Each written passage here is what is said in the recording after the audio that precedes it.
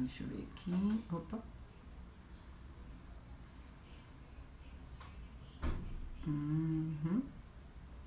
Muito bom. Tá bom. Cadê o meu filtro ali? Esse aqui que eu gosto. Deixa eu ver quem entrou. Saulo. Vinícius. Aí, pronto. Deixa eu ver se eu consigo colocar uma fotinho aqui. Fica bom. Fotinho fica legal. Tem tudo a ver com o nosso tema de hoje. O tema de hoje é como se eu fizesse live todo dia, né? Na verdade, eu comecei a estudar algumas coisas esse ano, em especial agora, né, em 2020. E aí com a quarentena eu pude estudar muito mais sobre esses temas relacionados à motricidade, à biologia, à fisiologia. E aí eu falei, eu achei um artigo muito legal essa semana, falei, vou compartilhar com o povo. Vou contar, né, para os pais e mães tentarem ficar um pouquinho mais calmos e em relação à parte de aprendizagem, que agora na quarentena a gente teve uma série de modificações em relação a isso. E vou conversar um pouquinho, vou contar na verdade o que eu achei de legal no artigo, né? E que eu acho que pode ser bem legal para os pais e para as mamães que estão aí, tá bom? E depois eu vou deixar esse material salvo, se, né, pode ser útil para alguém depois. E vou tentar, se eu fizer direito, eu consigo salvar, deixar o arquivo guardado aqui no meu celular. E aí eu vou jogar também pro YouTube, tá? Pra gente não perder esses conteúdos, tá bom? Então deixa eu colocar aqui a outra fotinha. Que eu montei aqui um negocinho bem legal pra gente conversar. Olha aí, ó. Ó aí, que legal, viu? E deu certo, hein? O negocinho ali da câmera nem tá atropelando as coisas, tá ótimo, excelente. Bom, eu vou me apresentar muito rapidinho, muito brevemente. Eu nem consigo ver direito quem são as pessoas que estão aí, mas também tá tudo certo, tá? Se tiver uma pessoa, acho que eu só preciso pra o YouTube, não, como chama esse trem? Instagram, acho que pra ele não derrubar precisa ter pelo menos uma pessoa, né? Então, se tiver uma pessoa, já estamos no ar, né? Continuamos no ar. Bom, seguinte, eu sou a Ana, eu sou profissional de educação física, sou de São Paulo e eu sou muito apaixonada pela máquina que a gente habita, né, que é o nosso corpo. E eu estudo isso eu tava fazendo as contas hoje, eu estudo isso há 20 anos já. É bastante tempo, né? Eu entrei na faculdade no ano 2000, nós estamos em 2020, então são 20 anos já estudando sobre o corpo humano, movimento, fisiologia, enfim, hábitos. Aí de uns anos pra cá, acho que de uns 5, 6 anos pra cá, eu tenho estudado mais coisas relacionadas aos hábitos, que eu gosto muito disso, de ritual, rotina, agenda. Quem me conhece sabe o quanto eu sou fissurada por essas coisas, porque eu acredito que quando a gente tem uma rotina, tem um ritual, tem ali os hábitos bem estruturados, eu acho que a gente consegue dar conta de tudo e não ficar sempre com aquela sensação, tô atrasado, perdi isso, perdi o prazo daquilo, enfim. Então eu acredito muito que as rotinas, os hábitos, eles podem nos ajudar sim a viver melhor, de fato a viver melhor. Porque pensa, se você tem uma série de coisas a cumprir e todo mundo, eu, você, quem mais? O moço lá do Facebook, como ele chama? O Zuckerberg, o Barack Obama, que mais? Todo mundo. A gente tem 24 horas no nosso dia. 24 horas. Ninguém tem exceção. Né? Ninguém consegue, assim, uns minutinhos a mais. Né? Só que a gente olha alguns profissionais e fala, como é que esse cara consegue? Como é que ele dá conta de fazer tanta coisa em 24 horas e eu não? Né? Então, isso gera também estresse, ansiedade, enfim. Então, eu acredito de verdade que quando a gente tem uma rotina bem estabelecida, a gente dá conta de tudo que a gente precisa fazer e vive bem. E consegue ficar numa boa com todas as pressões que podem vir, né, imprevistos, enfim, tá? Então, aí eu sou a Ana, gosto disso daí, gosto de estudar essas coisas. Hoje estamos todos guardados dentro de casa ainda, saindo aí aos pouquinhos da quarentena. E desde o início desse ano de 2020, eu estou como professora numa instituição de ensino superior na cidade de Diadema. Então, além dessa parte, né, dos personagens e tal, eu também tenho contribuído aí, tenho compartilhado algumas coisas com os alunos lá da cidade de Diadema. E aí agora com a internet, a gente vai contando aí umas mentiras, né? Quem foi meu aluno, meu companheiro de sala de aula, sabe que eu adoro falar isso, né? Falar, vou contar umas mentiras aí, se vocês acreditarem, tá tudo certo. Mas não precisa acreditar não, viu? Vai atrás das informações. Bom, então o material que eu preparei aqui pra gente conversar tá relacionado com movimento e aprendizagem, tá? O artigo que eu peguei é um artigo que foi feito, todo o estudo foi feito no ano de 2015, então é algo relativamente recente. E a publicação desse artigo aconteceu no ano de 2016, tá? Cadê a próxima fotinha aqui, ó? Foi feito com a molecadinha, né, com os pequenos. O público desse artigo foram meninos e meninas de 7 a 10 anos. E eles tiveram um total de 28 participantes, tá, para esse estudo. Eles, quando foram até a escola e tal, para conversar, eles tinham um número muito maior. Mas aí, em estudos, o que às vezes acontece? Você vai para algum lugar, expõe a sua ideia, fala, olha, eu quero fazer um estudo assim, assim, assado, eu vou precisar das crianças de 7 a 10 anos. Então, e com certeza aconteceu, porque eu li aqui nesse estudo, que aconteceu de o seguinte, você ter o público lá e falar, ó, então tá, nós temos, por exemplo, sei lá, 200 crianças. Aí você vai, conversa com os pais, explica direitinho do que se trata o estudo. Tem pai que vai concordar que você faça, tem pai que não vai permitir que você faça o teu estudo. E além disso, dependendo dos instrumentos que você vai usar, por exemplo, se tiver questionário para ser respondido, muitos vêm incompletos, muitos vêm com respostas não erradas, mas, por exemplo, tem alguns que tem um xizinho lá, quando é respostas de múltipla escolha, você tem que escolher uma, normalmente, né? É a que mais se encaixa. E às vezes as pessoas respondem 2, 3, então na hora que você vai tratar os dados, isso daí não dá para você considerar. Então aí esse indivíduozinho lá que era para você considerar no estudo, você tem que descartar.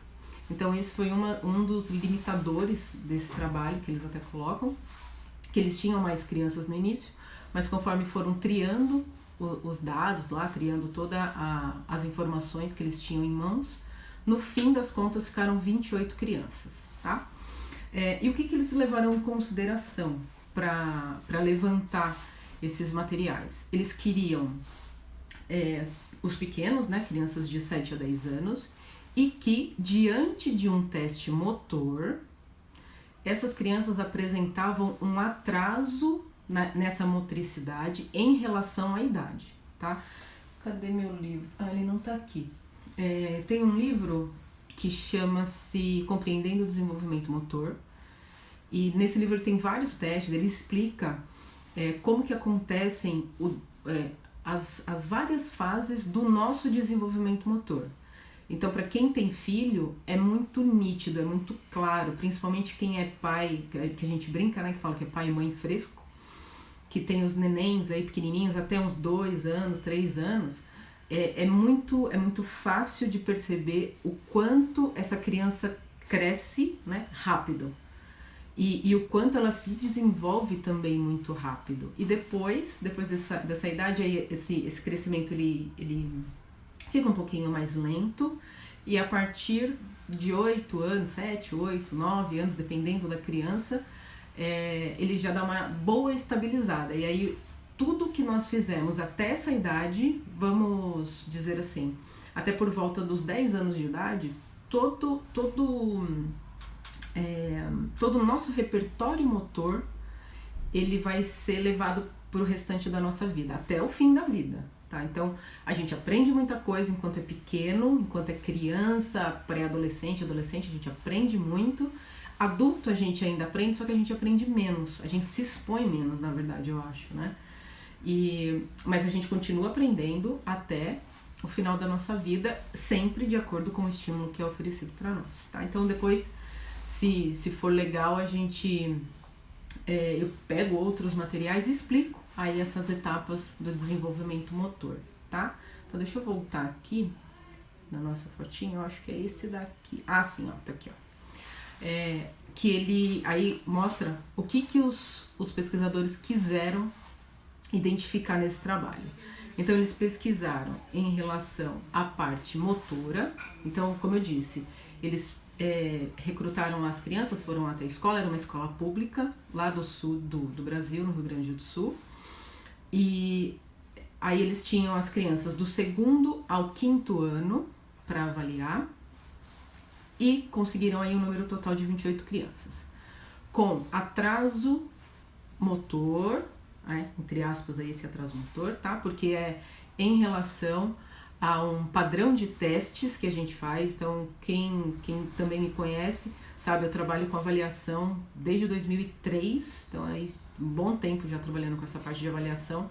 Então, a gente tem teste, é protocolo. Então, se a criança tem que dar uns passinhos de determinado jeito e ela dá o passinho de um jeito um pouco diferente do que a gente tem como padrão, então a gente pode considerar o que ela está além ou que ela está aquém, tá? Do padrão do teste que a gente aplica, tá? Então, eles fizeram isso, fizeram os testes nas crianças e aí observaram que tinha uma galerinha lá deles que estava aquém do desenvolvimento motor para aquela faixa etária, tá bom? Que mais? Aí eles avaliaram então a parte de movimento, a parte de atenção, isso que eu achei muito bacana nesse trabalho. Depois, até se vocês quiserem, o artigo, me manda um oi aí no direct, ou depois para quem vê mais tarde, se tiver meu e-mail ou meu WhatsApp, me dá um oi e eu mando o artigo para você, porque é um artigo muito fácil, muito tranquilo de ler, que tem artigo que é tenso, né, que tem muita informação, muita coisa técnica, e aí a gente fica meio travado para entender qual que era a ideia do artigo. Mas esse aqui é muito legal, esse aqui é muito facinho mesmo, bem tranquilo de ler, tá? Ele é um pouquinho longo, eu acho que são 10, 12 páginas, mas é sossegado, dá pra ler numa boa, tá?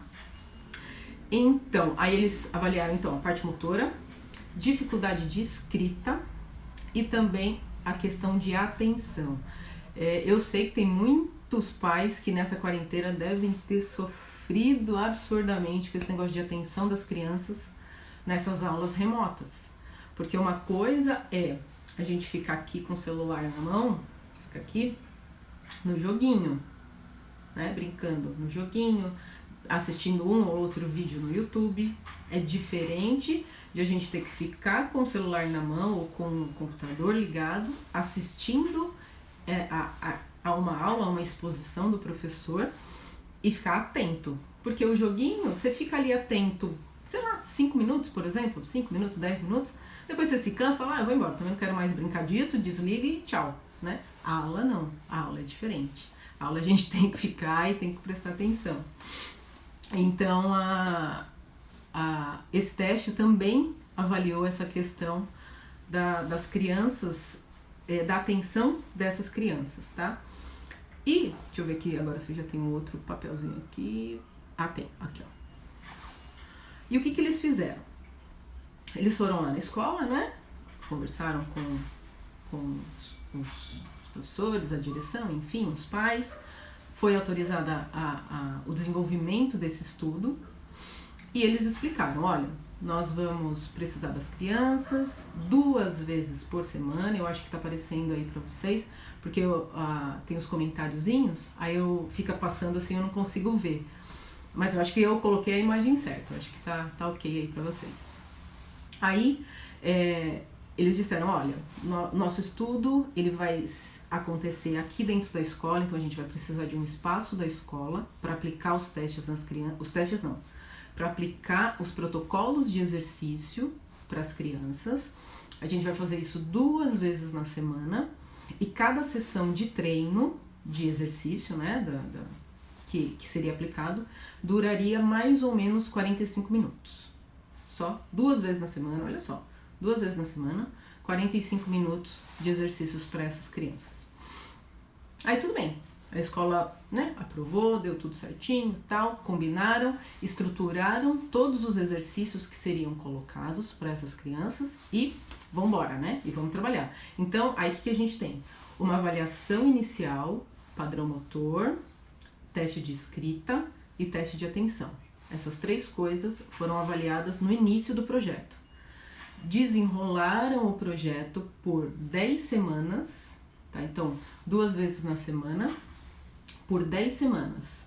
Tivemos, então, um total, né, de 20 sessões de treino. 20 sessões de treino. 2 meses e meio, mais ou menos. Não chegou a 3 meses. Se cada mês tem 4 semanas, a gente não chegou, né, a 3 meses de estímulo para essas crianças. E aí, muito bem, então a gente testa primeiro, desenvolve todo o estudo e testa de novo. Porque não adianta nada, eu faço o teste, é igualzinho a avaliação física quando a gente vai para academia, mesma coisa. Você faz a avaliação quando você entra. Você vai começar a treinar. Treina. Se você não avaliar depois de um tempo, como é que você vai saber o que você melhorou? Ou o que você não melhorou? Não dá. Tem uma forma bem subjetiva, que é a roupa, por exemplo, né? Então a gente consegue identificar, ó, a roupa tá mais justa, ou não, a roupa tá mais apertada. Falou, peraí, essa academia tá esquisita, né? Se eu entrei na academia e queria perder peso, minha roupa tá mais apertada, tem alguma coisa estranha. Só que mesmo assim você não consegue identificar se, de repente, pelo menos para os meninos que têm uma facilidade maior de massa muscular, de desenvolver, né, massa muscular, você não consegue saber se você ganhou e desenvolveu mais massa muscular, ou se não, se foi gordura mesmo, que às vezes acontece o efeito contrário, né? A gente tá treinando, fala, tô treinando, malhou, comeu, né? Eu tô pronta, já que eu tô treinando, eu acho que eu posso comer mais. E a conta não funciona muito dessa forma, né? Mas voltando para o nosso estudo aqui, o assunto não é avaliação física hoje, nem é o mundo dos adultos, dessa vez é o mundo das crianças. Aí, fizeram um estudo, fizeram avaliação, desenvolveram um projeto, fizeram uma outra avaliação final para saber o que aconteceu. E olha que legal, dentro desse estudo que eles fizeram, eu acho que tá aqui, tá aí já para vocês, nessa tela mesmo, tá certinho. Dentro desse estudo, o que eles conseguiram identificar nessas crianças que foram avaliadas? Melhora nos 3 componentes que eles tinham a curiosidade de saber o que ia acontecer. Então tivemos melhora motora, tivemos melhora de atenção e tivemos melhora de escrita. A dificuldade que antes se observava na escrita, houve uma melhora em relação ao início do projeto. Então olha só, tinha até uma fotinho aqui, tá? Depois eu acho que, deixa eu ver se consigo achar, 1 minuto, talvez um pouco mais de 1 minuto, mas eu vou achar. Porque eu achei incrível essa imagem que falava sobre a gente tentar facilitar alguns processos que, na verdade, são processos que fazem parte, que a gente não é para interferir, não dessa... Achei! Olha essa fotinho aí. Isso é uma mãozinha, né, de uma criança e tem um pegador, um negócio de silicone, talvez, de borracha, sei lá, que você coloca o lápis, aí você encaixa o dedinho da criança ali para ela escrever, para não machucar a mãozinha da criança. Bom, de verdade, eu não sei, de verdade, tô sendo muito honesta aqui com vocês, eu não sei se essa proteção ela é necessária. De verdade, eu realmente não sei. Porque todos nós, acho que quem tá aí agora, devem ser todos adultos, eu imagino. né? E todos nós passamos por isso, né? Por esse processo de aprender a segurar no lápis, né? Ter lá esse contato na escola, na creche, enfim, aonde começou, dentro de casa mesmo. Que isso é importante, né? Esse contato da nossa mão, do nosso dedo com o lápis, com a caneta, com a massinha, com o giz de cera, com o giz, aquele giz de lousa, né? Aquele que faz aquele pozinho. Essa textura, tudo isso faz parte do processo de aprendizagem. Tudo isso faz parte. Então, eu de verdade, como profissional do movimento, profissional de educação física, eu não sei se tem algum pedagogo que está aí com a gente agora, ou alguém que estuda pedagogia, mesmo sendo da educação física, né, que fez sua pós aí em pedagogia, psicopedagogia, enfim, se pode trazer esse outro lado da utilização desse coisinho aí, para que a criança não sinta dor, né, não machuque a mãozinha dessa criança. Trouxe só para ilustrar o que eu estava falando em relação à superproteção das coisas, né? Que eu não sei até que ponto também isso daí vale e protege, enfim, eu realmente não sei, tá? Tá aqui, eu vou pôr de novo a outra telinha que a gente estava usando. Então, olha só, se a gente observar que em apenas 10 semanas de exercícios, e no artigo tem toda a rotina de exercícios que foi aplicada nessas crianças, tá? Tem aqui tudo bonitinho. Tem uns que você bate o olho e você já identifica o que é, e tem outros que você tem que usar um pouquinho da imaginação para entender. Mas se a gente pensar que 2 vezes por semana, não é todo dia, não é...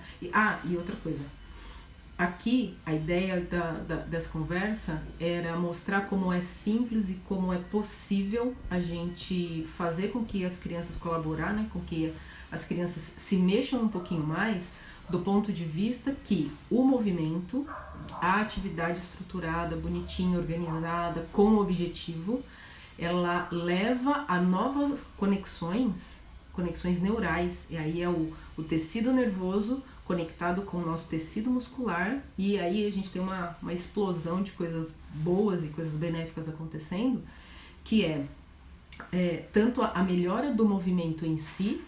Então, por exemplo, se a criança andava, ela tinha, sei lá, o passo muito curtinho, por exemplo, e o padrão seria que ela tivesse a passada dela um pouco maior, então com essas atividades a gente consegue fazer com que essa melhora aconteça.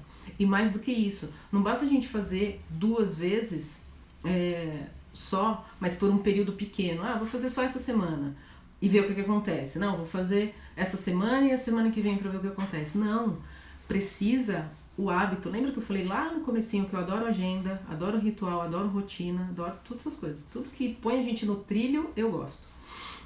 Adoro o desenho da pista de atletismo, né? Porque são todas raias, assim.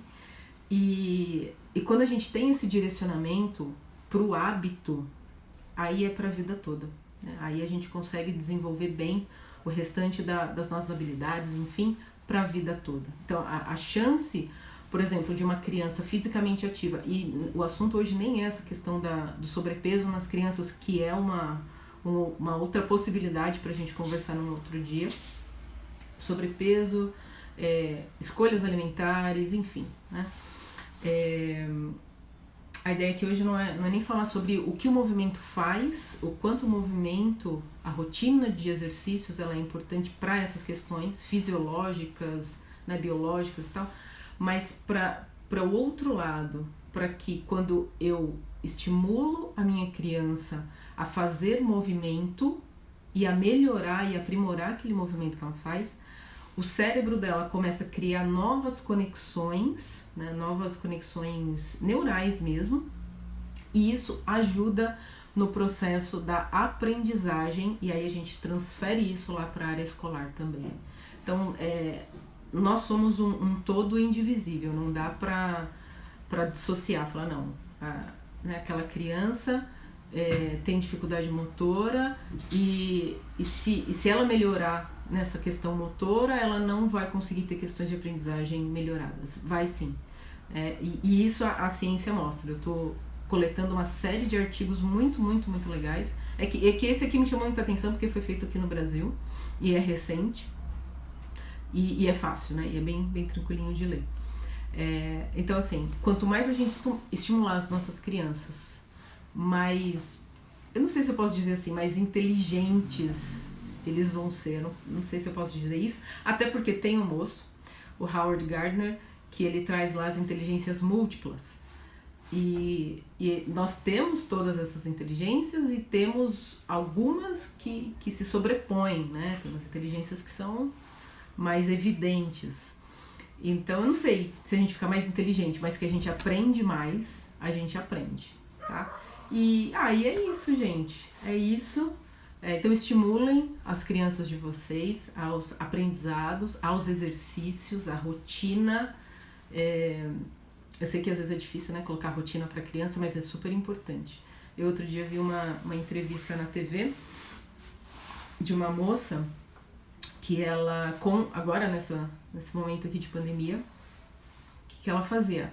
Ela acordava as crianças e tal, não sei o quê, e ela pedia para as crianças colocar o uniforme da escola. Colocava o uniforme da escola e ia lá para a mesinha da cozinha, ela deixava tudo pronto, computadorzinho lá para eles estudarem, e eles uniformizados, como se tivessem ido, né, para a escola e tal, ficavam ali os momentinhos deles lá estudando. Eu achei incrível isso. Eu não sei vocês, os pais que estão aí. Mando, Nutri Magali. Migona, obrigada, viu? Obrigada por ter segurado aí um pouquinho as crianças e tá aqui com a gente. Obrigada. Aí eu achei incrível, né, essa moça fazer isso. E eu não sei o que vocês, enquanto pais, acham, mas eu até falei isso para os meus alunos no início dessa bagunça toda e tal. Eu falei, gente, horário é importante, porque senão, se vocês não colocarem na agenda de vocês que às terças-feiras, às 19 horas, nós temos um encontro, vai aparecer alguém que vai precisar da sua ajuda, vai aparecer algum WhatsApp que vai te convidar para uma live não sei do que, vai. Então, se a gente não se compromete, aparece outra coisa que entra no lugar daquilo que seria o nosso compromisso real. Gente, é isso. Então, muito obrigada por vocês terem ficado aqui um pouquinho comigo. Eu não sei se vocês têm perguntas. Deixa eu ver o que é isso aqui. Deixa eu ver se eu apertar aqui muda alguma coisa. Adoro ficar mexendo nessas coisas. Olha, colocaram coraçõezinhos. Muito obrigada pelos corações. Olha, dá pra fazer esse negócio aí.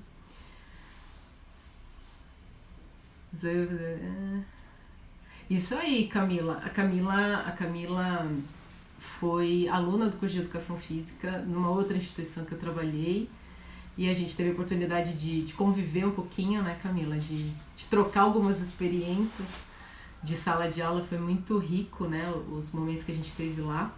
E a neném, ela teve neném e tá com 1 aninho, vai fazer, né, 1 aninho. E tem que deixar descobrir.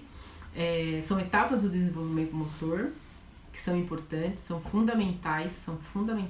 Claro que a gente não vai deixar a criança colocar o dedo na tomada 3 vezes. Deixa um, toma um choquinho, aí ela vê que não é pra pôr o dedinho mais ali e ela para. Deixa eu ver aqui. Nada de andador, concordo. Eu acho que dá pra explorar sozinho, demanda mais cuidado quando a gente não põe um andador. Você tem que ficar mais tempo de olho ali na criança e tal, e bem de olho, porque quando você vê a criança some e vai parar embaixo do sofá, né? Mas eu também acho que o andador não precisa não. Gente, é isso. Muito obrigada por terem ficado aqui comigo um pouquinho, terem escutado a história desse artigo. Aí eu mando, a Magali já me pediu, eu mando. E se alguém mais precisar, dá um alôzinho pra mim, eu mando também, pra vocês darem uma olhada. E, bom, se quiserem outros,